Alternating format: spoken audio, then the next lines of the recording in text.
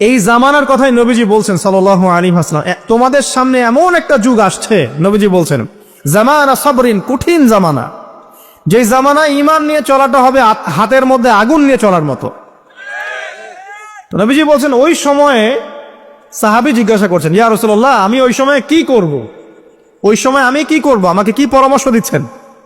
নবী সাল্লাল্লাহু আলাইহি ওয়াসাল্লাম বলছেন, হে আমর ইবনে আস, তুমি ওই সময়ে বাড়িতে অবস্থান করো, বাসায় থাকো, বিনা প্রয়োজনে বাড়ির বাইরে এসো না। ওই সময় তুমি নিজের পাপের জন্য আল্লাহর কাছে ক্রন্দন করতে থাকো, বিনা প্রয়োজনে বাড়ির থেকে বের হয়েও না। আর মানুষের সাথে এত বেশি মেলামেশা করো না, নিজে তোমার আমল, তোমার গুনাহ নিয়ে ব্যস্ত থাকো, তোমার পাপের জন্য আল্লাহর কাছে কান্নাকাটি করো, ইনশাল্লাহ তুমি নাজাত পেয়ে যাবে। এটা একটা অপশন, মানে ফিতনাময় পরিবেশে আপনি কিভাবে বাঁচবেন, এটা একটা অপশন।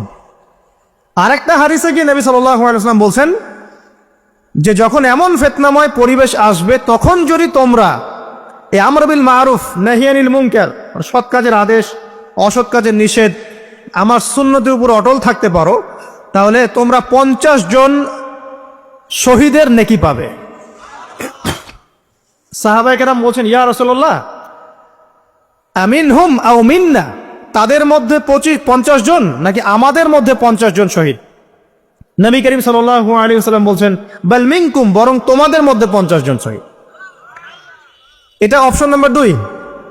এক কি বললাম, আপনি নিজেকে নিয়ে ব্যস্ত থাকেন, বাসায় থাকেন, বিনা প্রয়োজনে বাড়ির থেকে বের হবেন না, মানুষের সাথে কম মেলামেশা করেন এবং নিজের পাপের জন্য আল্লাহর কাছে কান্নাকাটি করেন, নিজের আমল নামা নিয়ে ব্যস্ত থাকেন, ইনশাআল্লাহ নাজাত পাবেন। 2 নাম্বার, যদি আপনার কাছে আরো বেশি যোগ্যতা থাকে এবং আপনি আরো বেশি সাহসী হন এবং আপনি